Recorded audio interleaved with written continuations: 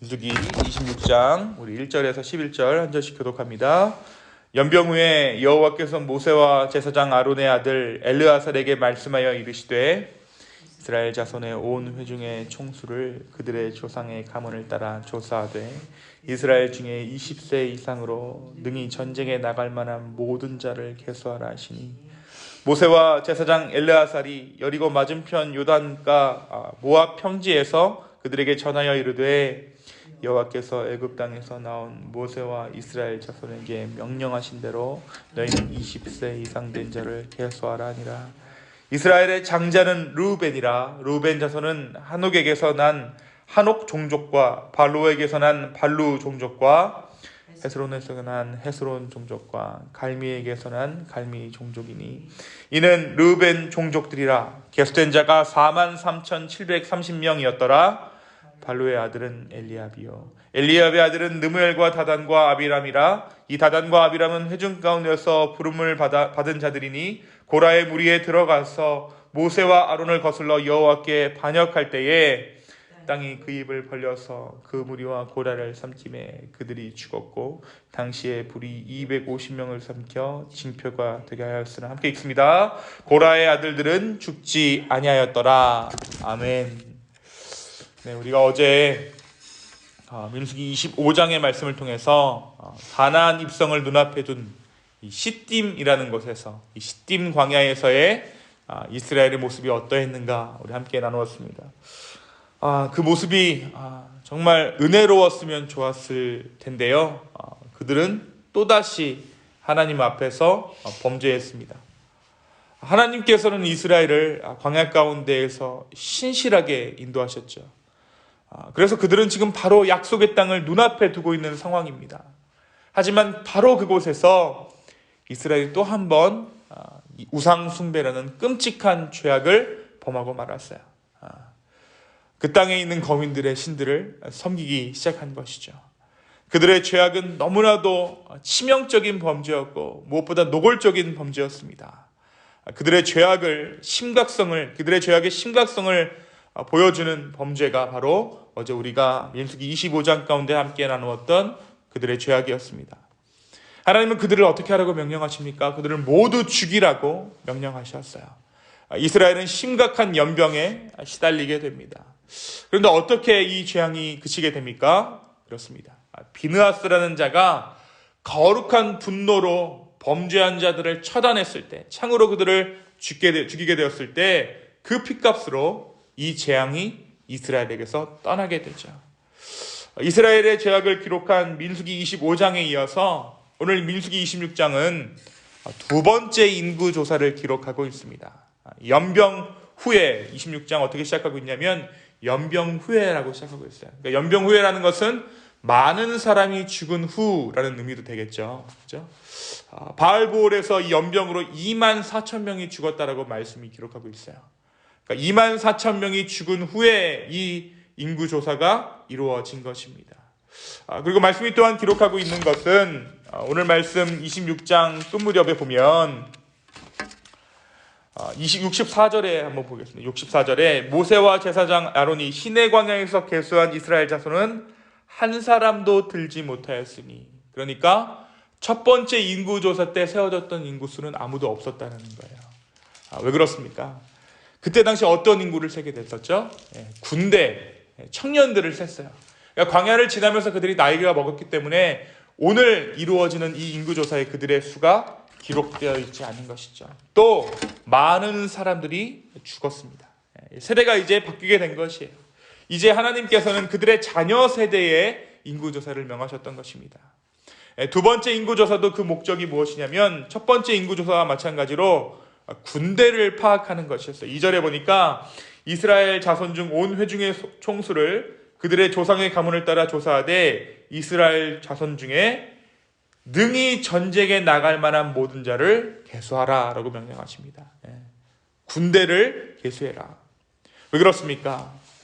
이 약속의 땅에 들어가는 것, 가나안 땅에 들어가는 것이 이스라엘의 첫 번째 목표였지만 그것이 끝이 아니었기 때문이에요. 이스라엘에게는 그 땅을 정복하기 위한 전쟁이 남아있었기 때문입니다.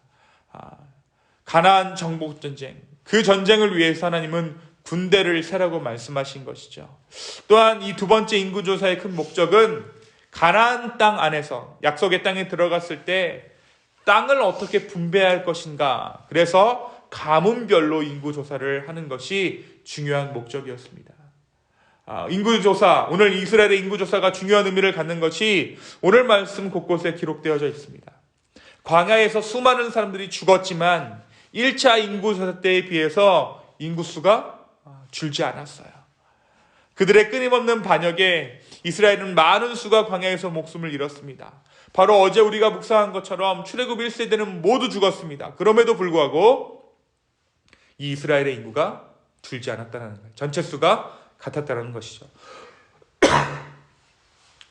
또 하나, 이스라엘의 인구조사에서 흥미로운 것은 반역한 고라의 아들들이 죽지 않았다는 사실이에요. 오늘 말씀 11절에 보니까 고라의 아들들은 죽지 아니하였다. 네. 엘리압의 아들들 모두 죽었지만, 루벤의 아들들 다 죽었지만 이 고라의 아들들은 죽지 않았다라는 것이죠. 민수기 16장에서 모세와 아론에게 반역한 그들은 모두 죽어야 했습니다. 하지만 하나님께서 그들을 용서해 주세요.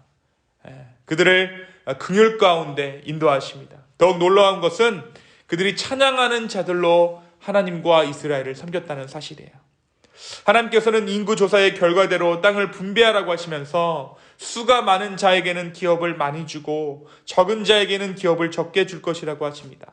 그런데 바로 이어서 말씀하시길 그 땅을 제비 뽑아 나누라 라고 오늘 말씀 가운데 명령하고 계세요. 백성의 많음과 적음에 상관없이 제비로 뽑아 나누라. 어떻게 보면 이 둘은 조화가 되지 않는 방식처럼 보이시죠. 하지만 하나님께서는 제비 뽑기를 통해서도 하나님의 공평함을 보이셨습니다. 합리적이지 않은 방법인 제비 뽑기라는 방식으로 그들의 기업을 나누었지만 결과적으로 가장 합당하고 합리적인 땅 분배가 이스라엘 가운데 진행됐던 것이죠.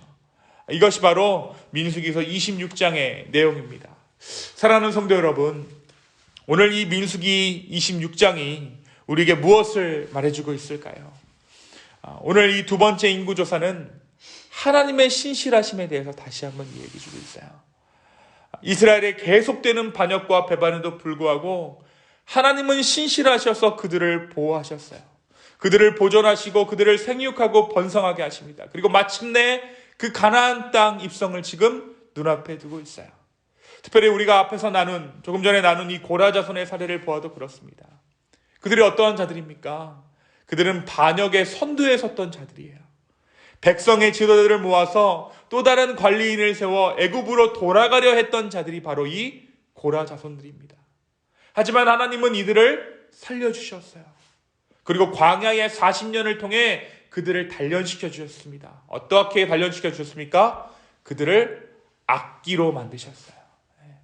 무쇠와 같은 그들을 단련하고 재련하셔서 그들을 악기 삼으셨다는 것입니다. 그 결과 그들은 하나님을 찬양하는 자손이 되었습니다. 우리가 시편을 묵상하다 보면요, 이 고라 자손의 시라는 표제가 붙어있는 시들을 발견할 수 있습니다. 바로 이 고라 자손의 시, 고라 자손이 이 민수기 이때에, 이 출애굽 시대에 하나님께 반역했던 그들을 의미해요.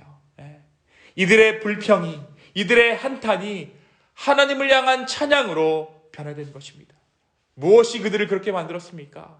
하나님의 손길이 그들을 변화시킨 거예요.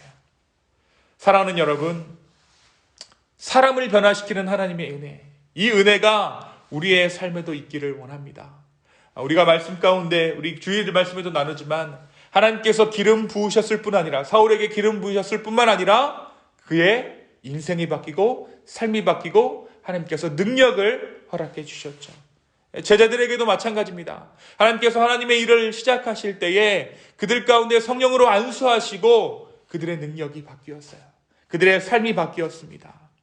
사람은 사람을 고치지 못하고 변화시키지 못하지만 우리 주님은 우리를 변화시키십니다. 그것이 바로 우리 주님이 우리의 창조주라는 증거인 것이죠. 우리의 조물주라는 증거입니다. 오늘 우리의 삶을 변화시켜 반드시 주를 찬양하는 자로 삼으실 그 주님의 은혜를 바라볼 수 있는 저와 여러분 되기를 예수님의 이름으로 축원합니다. 또 한 가지 오늘 우리가 주목하는 것은 이들이 기업을 분배하는 방식이에요. 하나님은 분명 인구수대로 기업을 나누시겠다라고 오늘 말씀 가운데 기록하고 있습니다. 그리고 바로 이들에게 제비를 뽑으라고 하시죠. 이 둘은 부딪히는 거예요. 수를 세고 그 수대로 나누겠다. 그리고 나서 제비를 뽑아라. 이 둘은 부딪히는 방법이죠. 그리고 바로 이들에게 제비를 뽑으라고 하고 이들이 뽑습니다. 하나는 합리성에 기인한 것이고 하나는 우연에 기인한 것 같아 보입니다. 여러분, 만약 어떤 교회가 회의 시간에 여러 가지 회의를 하고 합리적으로 모든 것을 결정한 다음에 하나님의 뜻이 어디에 있는지 제비를 뽑아 결정합시다 라고 회의를 한다면 절반은 동조를 하고 절반은 말도 안 되는 일이다 라고 둘로 쪼개질 것이에요. 그러나 어떻습니까? 제비를 뽑았을 때 가장 적합하고 가장 평등한 기업이 각 지파에게 돌아갔어요. 성도 여러분, 때로 우리의 합리성에 가려서 하나님의 합리성을 보지 못할 때가 있다는 것이에요. 나의 상식, 나의 학습된 경험들이 더 정확한 것이라고 하나님 앞에서 주장하는 것이죠.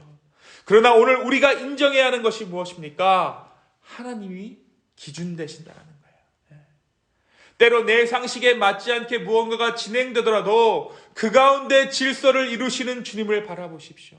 불기둥, 구름기둥이 가장 빠른 첩경으로 그들을 인도한 것이 아닙니다. 어떤 때는 한 곳에서 한 달, 1년, 2년을 그 가운데 머물렀어요. 합리적이지 않습니다. 가장 빠른 길로 하나님께서 그들을 인도하시지 않았어요. 그럼에도 불구하고 불기둥, 기름기둥이 말해주고 있는 것이 무엇입니까? 하나님의 인도하심이에요.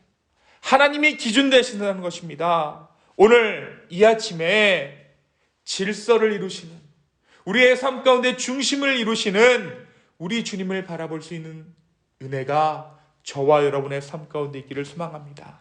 바로 그때 우리 주님께서 우리에게 가장 좋은 것들로, 우리에게 가장 필요한 것들로 채워주실 것입니다. 이 주님을 기대하는 저와 여러분, 기쁨의 교회 되기를 예수님의 이름으로 축원합니다. 이 시간 함께 기도하겠습니다. 주님, 오늘 이 아침에 우리가 주님을 다시 한번 바라봅니다. 성령이여 우리의 삶을 인도하여 주시고 우리의 눈에 보기 원하고 정말 우리의 눈에 보기를 바라고 구하는 것이 아니라 하나님께서 우리의 눈에 보여주시기 원하는 것들을 우리 눈으로 보게 하여 주십시오. 또한 우리의 삶이 우리의 경험이나 우리의 합리성에 의해서 앞으로 나아가는 것이 아니라 하나님이 기준 되셔서 인도하시는 그 인생을 살아가기를 원합니다. 그래서 주님, 고라 자손을 정말 은혜로 살리셔서 그들을 찬양하는 족속 삼으셨던 것처럼 우리도 그러한 은혜를 맛보기를 원합니다. 성령이여 우리의 삶을 인도하여 주시옵소서. 감사합니다. 이 모든 말씀 살아계셔서 역사하시는 예수님의 이름으로 기도하였습니다. 아멘.